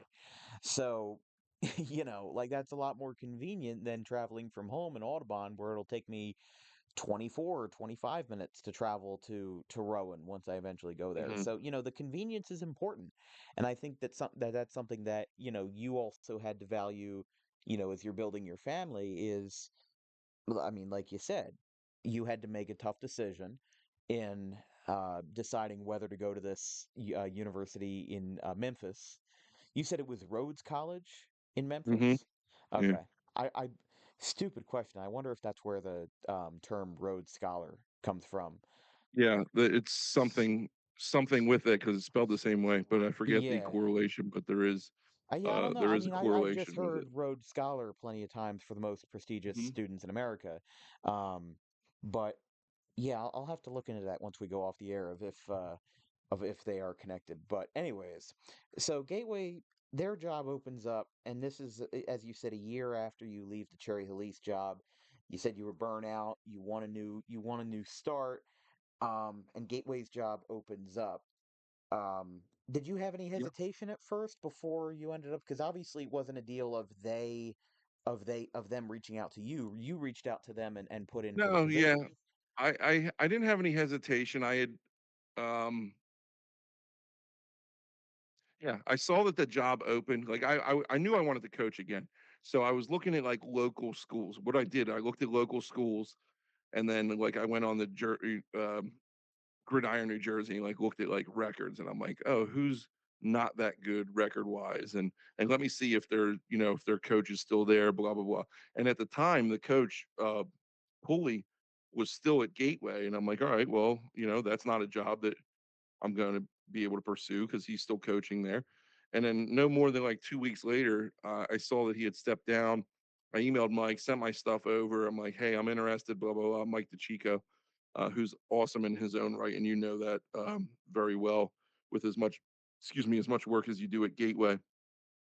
He's one of the best that I've been around as well. So I can't say enough good things about DeChico. But yeah, so I go there and I interview, and dude, it's hilarious. It's hilarious to tell now, but I literally probably have one of the worst interviews of my life, and Mike will tell you, like, not from a lack of preparation. Like I think that's what got me through. But dude, I was sick. I was under the weather, Oh and I drove no. from work in Cherry Hill, and I drove to Gateway, and it's Mike and the principal, Dr. Piero, interviewing me. And I swear to you, Dan, I have a coughing attack for about 5 minutes. My eyes are watering, my nose is running. I'm like, these guys are just staring at me. I'm like, I can't talk. There's like a tickle in my throat. I can't get out. I can't stop coughing. Finally, the principal hands me a cough drop. So funny. Hands me a cough drop. I try and get through the rest of the interview. I said, here's my packets. I make up packets. I'm and over prepare like that. I said, "Here's my packets. Please review them. Um, and then if you want to call me back, dude." So I sit in the park. I leave there. I sit in the parking lot. I call my buddy who's actually coaching with me now on staff, and I say, "Dude, I just blew this interview. It was literally the worst. Like, dude, I've done college interviews where I've just gone in there and like my interview in Memphis was 8 hours." And I went in there and friggin' rocked it. And I go in there and I say, dude, I just blew this interview at Gateway. Like, I'm not getting this job. And a couple days later, they call me and say, "Hey, we want we want you to come in again." I'm feeling a little better, so I go in. I interview with Mike and the principal, and then a board member, and they offer me the job, man. Yeah, so it was pretty cool how that all went down. Originally, I was still working at East when I was coaching there. When I first took the job, and then that quickly changed over into them having a teaching position for me. So I was able to become a teacher, and now I'm, obviously in the building, and because I didn't like doing the commute, I didn't like working at East and then coaching at Gateway. It was just a That's lot. that is So, that is really something where you were hell bent and convinced that you had just bombed that interview and there was no chance that you were going to get hired. And then they call you back, like you said, a couple of days later and say, "Yeah, we'll have you come in again. We'll have you hmm interview." That's yeah, I mean, incredible. and like, no, I mean, it just goes back to I think the preparation and um, just having all my stuff in a row and being ready. And being prepared, man. And like you said, I had an off day. They realized that. Maybe they appreciated me coming in sick, but it was probably around the time of like, people were still a little on edge about COVID, so maybe they were pissed off at me for coming in sick. I don't know, but yeah, I went in and they said I was certain that I wasn't getting that job, and very pleased when I got it. So It's a pleasant surprise to say the least, but now you've been at Gateway for a handful of years now, and obviously you guys have dealt with a division change in the past year, and the WJFL had made a lot of changes this past season, especially with the division. Now you guys are in the Royal division, I believe, in the yeah, hmm WJFL. So obviously things are a little bit different. The groups of teams that you play are a little bit different, and now you have Wildwood that you're playing in this division, and Mastery Camden and Clayton and stuff like that. Just want to get your personal opinion on how the WJFL shifted their divisions after 2 years, and if you're pleased with the current alignment that they have you guys in the Royal. yeah. I love it. I love the fact that the smaller rebuilding programs get the chance to play competitive football games against other smaller rebuilding programs, and this realignment allows you to do that. Before I took the job here at Gateway, these guys were still playing the Pensgroves, the Woodstowns, the Salems, and they had no business, quite frankly, doing that other than a couple really good years back there in like 2017, 2018 for in 2019. Like Gateway's been notoriously down, just non-competitive in that division, in that type of conference. So for us to be able to play competitive football games and be able to build, because winning heals a lot of wounds. Um, the way to build numbers, people start seeing those W's start coming a little bit, and people come out. So how are you going to build a program if you can't win?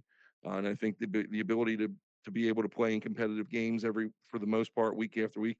As I say, we got Woodbury coming up Thursday night. So when this is airing, so it's going to be a tough game for us Thursday night. But the ability to play in meaningful games and close games and winnable games goes a long way. Now, on the other hand, you add in, what are you giving up to get that? And you're giving up travel. Now you're talking about you're traveling a little bit further than you would. You're driving past a lot of schools on your way to Wildwood to go play in these competitive games, and it makes it tough for like JV and stuff like that. But again, I'm all for playing competitive football.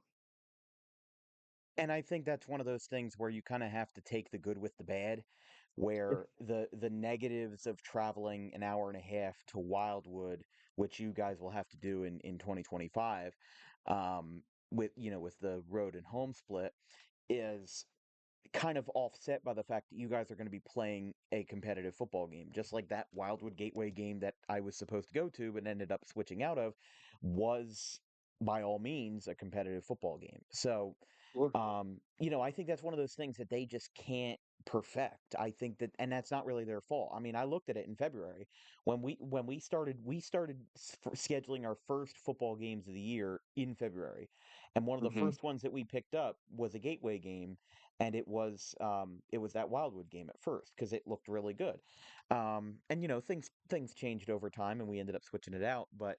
The thing about that is I don't think that in my case of the WJFL, like I think it's a case of beggars can't be choosers. We can't have divisions that are filled with rebuilding programs that want to play competitive football and have a realistically great travel schedule. And the way Right. I see it is for you guys, Clayton's about 20 minutes away. Yeah. Mastery Camden's about 20 minutes. The longest one by far is Wildwood, but that's not really anybody's fault. That's just where they are. Um, and in addition to that, Wildwood also has to travel that far to play everybody else. And Yeah. Absolutely. the other thing is that this is Jersey. Like most of our divisional opponents are within 30 minutes of each other. Wildwood is just the exception at an hour and a half. If we're talking about bigger states like Texas or I would say especially Texas, where you might play somebody who's an hour away that's in your own division and maybe even more. And when you get to playoffs, you're going to have to play somebody that's 3, 4, maybe 5 hours away, but they're in your Hmm. same district.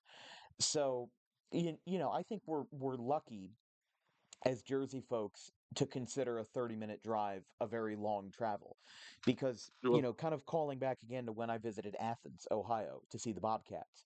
The nearest city of over 20,000 people, say like a Cherry Hill or something, was 45 minutes away. You had everything you needed in Athens. You had a Walmart, you had your gas stations, you had your college campus, and you had a little bit of life around there with some houses. And then it's just all trees, all forest. And we have that in the Pine Barrens. But even then, you still have Woodstown, Vineland, Bridgeton, everything in Cumberland County with Millville. So even where there isn't a lot of people, there are still people. And Jersey is the most densely populated state for a reason, is that you will always find people somewhere. And, I am very lucky as a broadcaster to have a swarm of high schools within a 20-minute range. Hmm. Tomorrow or Thursday, I'm going back home to see Audubon play soccer. That's 20 minutes away. And then on Friday, I go see Cinnaminson for football. That's 25 minutes.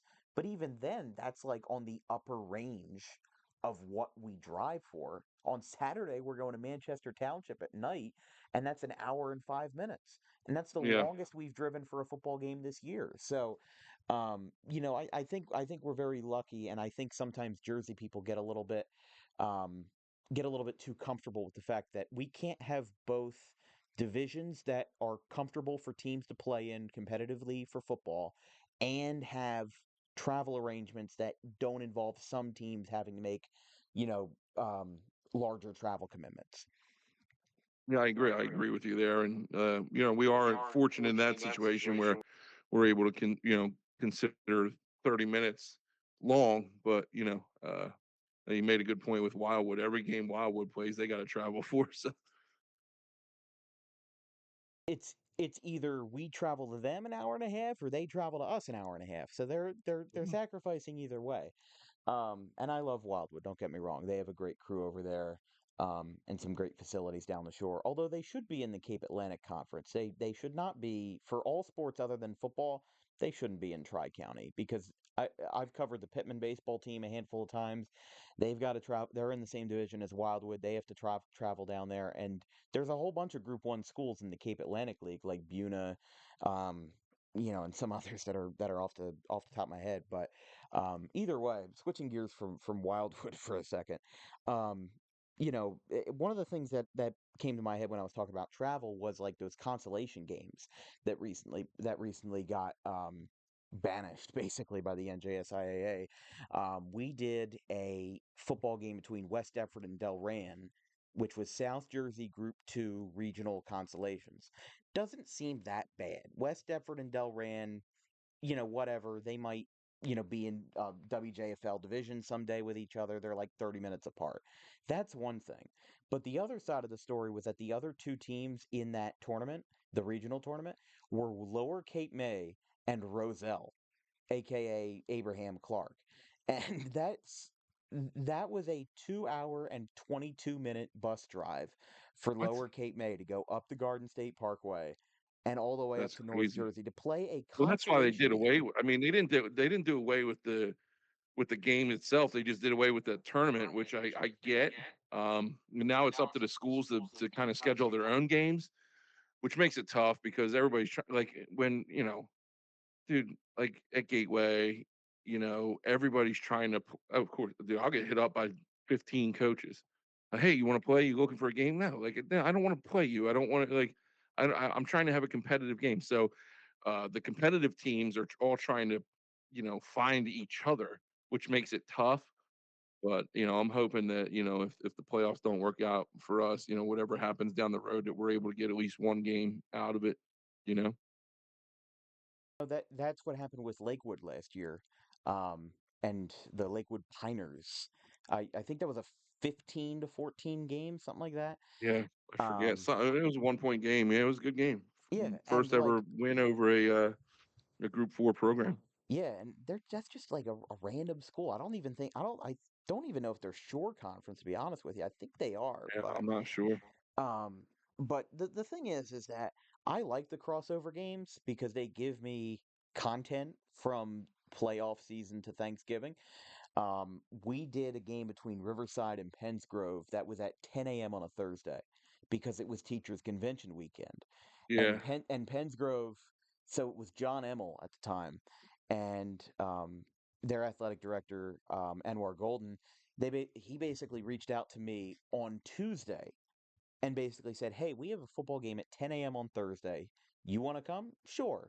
51 to 22 in favor of Pennsgrove over Riverside, but it was cool. It was a good game. There were about 15 people in the stands, and it was a great thing. But anyways, yeah, so one of my concluding questions will be talking about your play-by-play ventures as a broadcaster now and as an analyst. You've done some work for Shippensburg, um, and recently you've picked up some Pennsylvania Division III college football. And I guess that, it's nice to have an experienced analyst around because you were a player and definitely had some experience at the high levels of Division One. And how have I assume you've enjoyed your job as an analyst so far because you're still doing it. But talk to me yeah. a little bit about that. Yeah, I absolutely love it. So when I went to Towson, I was actually a mass communications major and a major or minor sports broadcasting track, public speaking track, excuse me. So yeah, I was always into broadcasting. That's what I wanted to do. I always, thought I was going to be a football commentator. Blah blah blah. As I get later in life, I'm later in life. I'm talking like I'm an old man. I'm 36 years old, but dude, I want to do things that I enjoy, man. So like, I do the podcast with my dad, and I'm not plugging that because try and keep that separately. But I do a podcast with my dad. Um, I love broadcasting. I love being in front of a camera. I love having a microphone in my face. Like, so I said, how do I? Last year, I said, how do I go about? Because I did some writing for D2 and and those guys, and how do I go about getting into the world of commentary? And I think probably I was talking to you around the same time, and just kind of picking your brain and um, basically, I reached out. Here's what happened. I reached out to Flow Sports. I'm sure you know Flow Sports. As a commentator yourself. So I reach out to Flow Sports, and in their generic, apply here, blah blah blah. I don't get an email. That was last fall time, last football season. The summer rolls around, and I'm still actively wanting to do this. That's how I knew like I was serious about it. Because if it doesn't go away after like a week or a month, and you're still passionate about it, then you should probably pursue it. So instead of sending a generic inquiry to Flow, I looked up the president of Flow Sports. I said, found his name. I looked him up on LinkedIn and I sent him a message. I paid for friggin' LinkedIn Premium for a week so I could send him a message. I sent him a message. I said, here's my information. Here's what I want to do. How do I do it? He said, "Thanks for writing," and I got an email or I got a response from him. I don't get a response, doing the general way, but I get a response stalking somebody out on LinkedIn. So he responds to me and he says, all of our games are broadcast by Flow, but the commentary is staffed by each individual school or program. So that's who you would have to reach out to. So I said, fine, I'll do that. I go to every Division 3 school, Division 2 school, FCS school from New Hampshire down to Virginia. I put them in an email. I say, here's my name, here's my resume, here's what I've done, here's what I want to do. Blast 300 schools, whatever, however many schools it was. And this is just, what are we in? October? This was in August. This was in one email. You sent it all out in one email to like 300. Yeah. Because Wow. I'm a hustler, man. That's what I do, brother. Like I'm just like, and here's what I want, and here's what I'm trying to accomplish. Now I got a bunch of bounce backs. I'm sure I went to a lot of spam, whatever. I get 3 responses: Shippensburg, Keystone, and one other school that's a Division 3 school. I think you'd be a great addition to the team. Blah blah blah. Can we hear some work? So I sit in my basement right where I'm at now. I find a game that didn't have any commentary on it. I find out the date of the game. I go back to the website. I look up the rosters. I look up the box score. I look up the names. I get familiar with the names and I take a 10-minute clip of that game and I do a voiceover just like this, like I'm announcing the game. I do a 10-minute voiceover demo. I feel like I did a pretty good job with it. My timing was good. Everything was good. I send it out. Shippensburg says we'd love to have you. Keystone says we'd love to have you, and then the other D3 school said we'd love to have you. I said, all right, I'm going to go. They're all about equal distant. They're all about 2.5 hours away. I'm going to go with the biggest school. So I went with Ship, and enjoyed my time. I love it. I only do the home games. We're 3 games. Well, we just finished our third game. We got 2 games left. Um, I was lucky enough to, even though I got a couple rejection emails, people did answer me and say, "Hey, we're already staffed, but we'll keep your information on file." You get that email and you're like, "Yeah, sure they will." Blah blah blah. Well, that actually came to fruition for me. Um, right before the season, Westchester hits me up and says, "Hey, our original guy can't be there this weekend. Are you available?" This was on a Thursday. "Are you available Saturday to fill in?" And I'm like, "Yeah, I'm available." Like, I'm nervous as all hell. Like, I never done this before, and I'm on 2 days' notice. I said, "Please send me any game notes, blah blah blah, so I could study." I study a little bit, and it just so happens to be my good friend Duke Greco's first college game head coaching at Westchester because he was the head coach at Del Val when I worked for him at Del Val. So I was able to go and call his first game as the head coach at Westchester, which was really cool. They weren't able to get the W, but it was fun to be able to experience that. And it kind of got my feet wet heading into the Shippensburg and I really just like every week at Shippensburg. I have a great play-by-play guy who really just sets me up and puts me in a good position. And I really love what I'm doing. I have so much fun with it, and I drive 2.5 hours each way just to call the games. But dude, it's really fun, and I enjoy it. And who knows? Who knows what'll happen, man?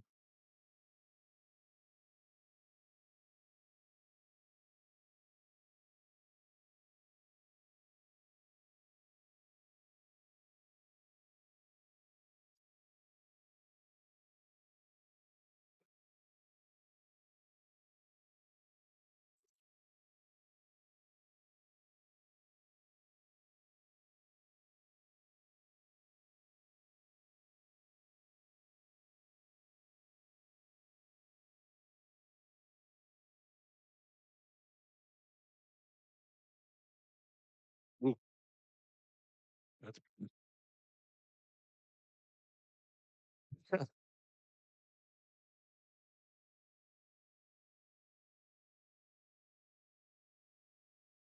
right,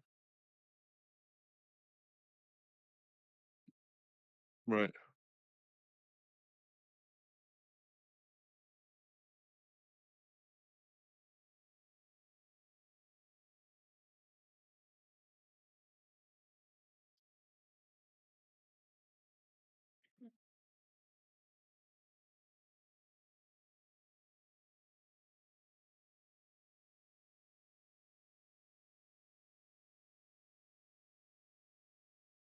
Oh, wow.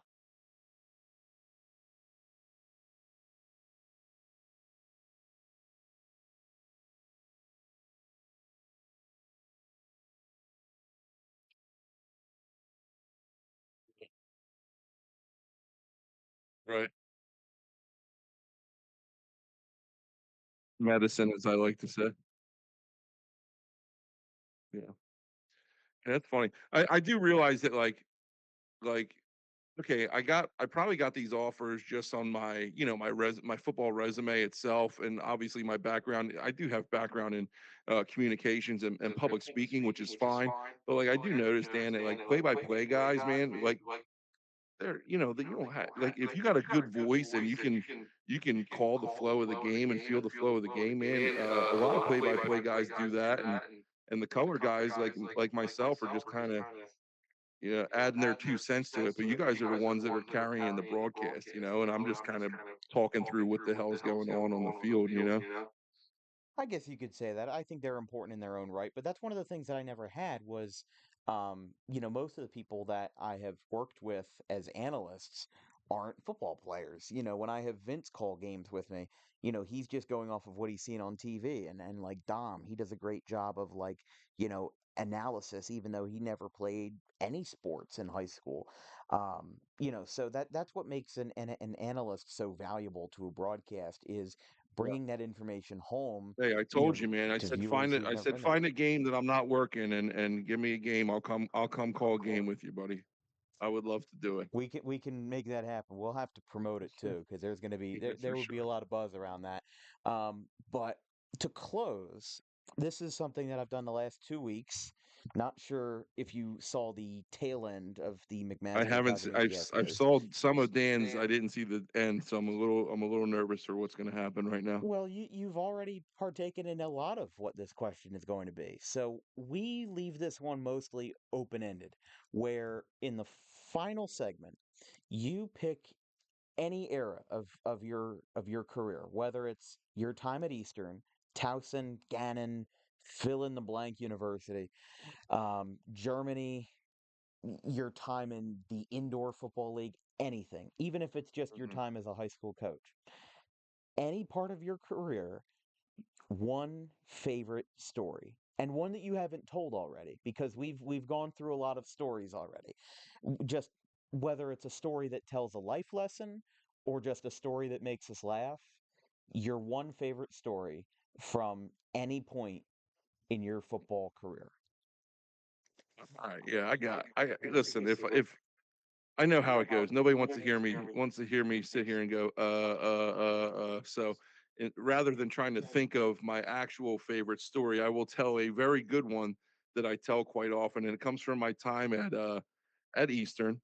Okay, and the starting quarterback there now is Logan Dawson, right? So Dave Dawson is his dad. Dave Dawson is a good I was friend of mine, and classmates with Dave, Logan in elementary school before he moved out of Audubon. yeah. So Logan, like I'm good friends with Dave. So Logan's dad. Like I remember Dave leaving practice the day Logan was born. Like that's how. All right. But Dave was my offensive coordinator, and I was a sophomore at the time, and we had a pretty big game against man, I think it was Rancocas Valley that night. And before the game, I'm outside the locker room and I'm hanging out. I'm a sophomore, starting quarterback, blah blah blah. I'm outside the locker room and I'm hanging out. They're talking to the cheerleaders, running around, messing around, blah blah blah. And one of my coaches, Don Olson, who I got to coach with at East for a little bit, and he's still coaching at Haddon Township. I think this is his last year. And um, excuse me, you talk about one of the best coaches in South Jersey. Talk about Don Olson, but that's a whole other story. He walks past me. He sees me talking, messing around with this cheerleader, and he doesn't say anything. But I know that he knows. And I go out, and it's the first half. I don't do so well. It's a pretty big game, and we come back in at halftime. And Dave Dawson, we're in the locker room, and Dave Dawson, who is my offensive coordinator, pulls me back into the back of the locker room into like the shower area, right? And he starts laying into me like I have never been laid into before. I can't believe you're not ready for this game. You're sitting here, you're playing, you're messing around with cheerleaders before the game. That's how I know that he talked to Coach Olson because Coach Olson was the only one who saw me. You're messing around with cheerleaders before the game. I can't trust you. You're supposed to be the quarterback of this team. Blah blah blah blah blah blah blah. Dude, I'm crying. Right, I'm a sophomore. Dude. I go, which one? I'm bawling. Right. And after he gets done yelling, he says to me, he says, he grabs me by the chest. He says, Drew, I love you. I had to do that to prove a point to the other guys. Go out there, turn this thing around in the second half, and get this frigging game done. And let's win this thing. Blah blah blah. And he said that just for me to hear. So in that moment, he was making an example out of me to all the other kids to know that that's not going to be that kind of attitude and actions aren't going to be accepted. But after he made an example out of me, he loved me up, told me this is my team. Let's go out and win this thing. And I think I went out and threw 2 touchdowns in the second half. We wound up winning pretty easily. But dude, that was a great story. One that always stuck with me.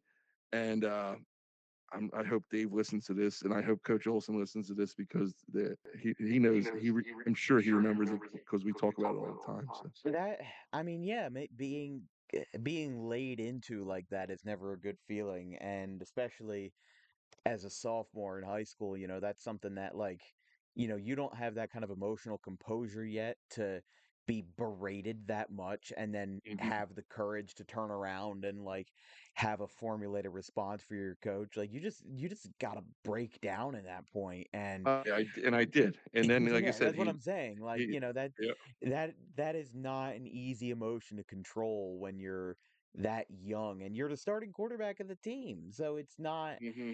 it's not something where it's not like you're a nobody on the team. You are the backbone of the team and you had to lead them. I guess, he just I mean, that's incredible. He wanted to make an example out of you and he I guess he did so successfully, right? Yeah, That's he not did. He something that definitely did so. But like I said, it goes back to, dude, you can make an example out of somebody. You could light somebody up. It's okay, but always let them know that you care about them, man. And that's what he did. And he said, "Hey, I love you. You're the guy. Let's go get this thing done."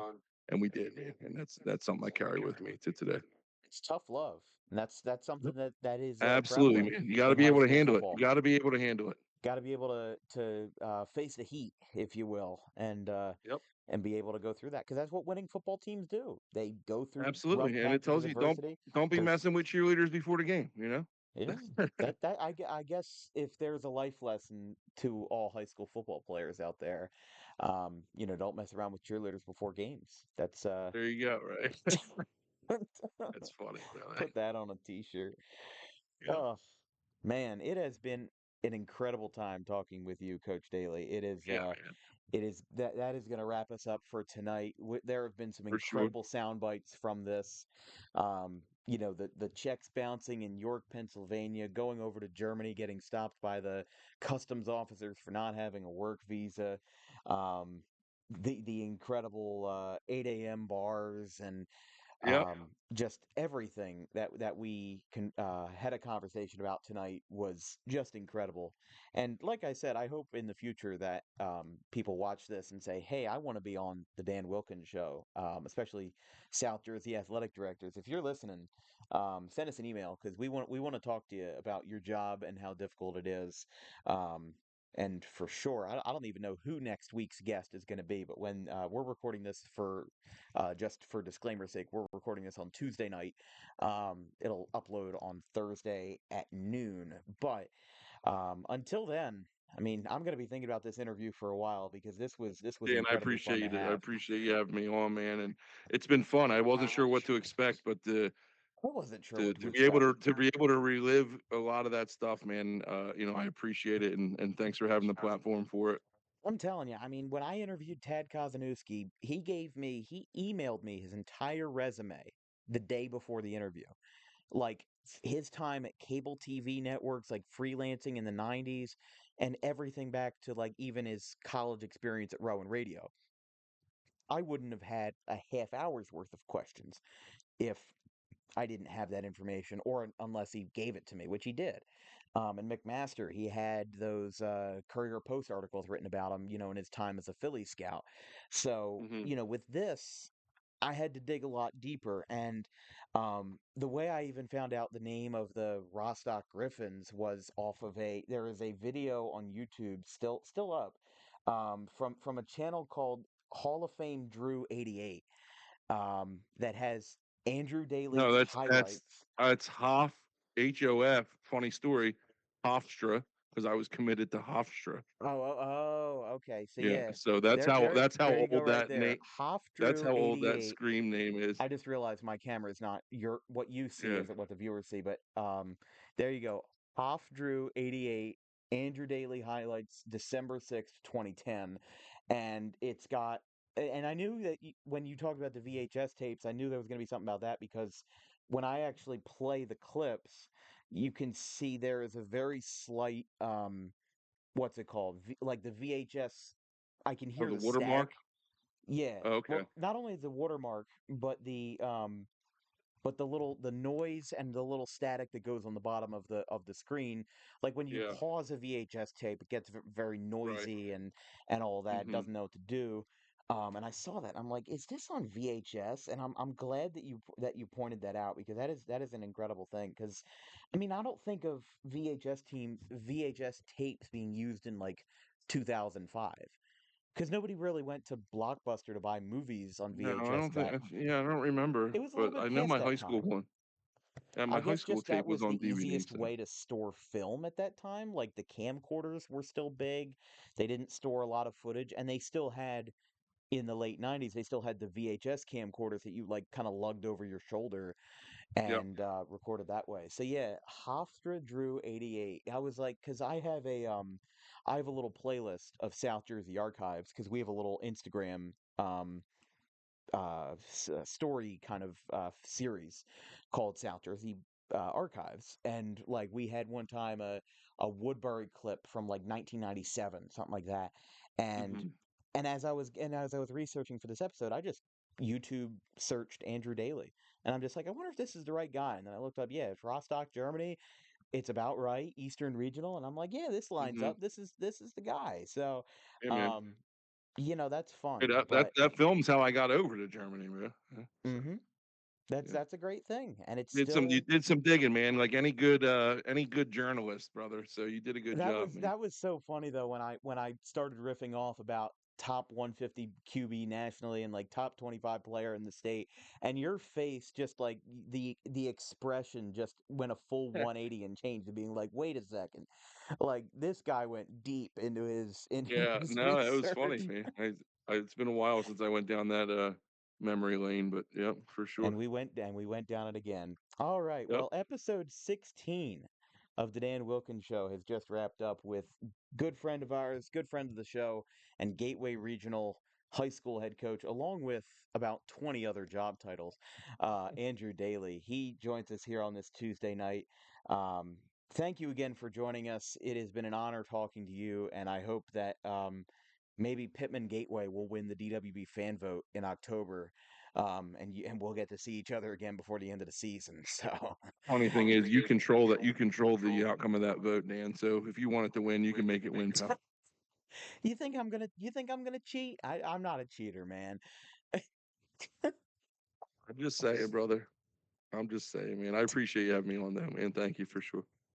Oh man. All right. So episode 16 of the Dan Wilkins show. I'm Dan Wilkins. To my right, at least on the computer screen, Andrew Daly. That'll be all for us. Our next broadcast, once you see this on Thursday, is actually going to be Pittman Audubon boys soccer at 4:45 from the Green Wave turf. I'm Dan Wilkins. Have a good one, folks.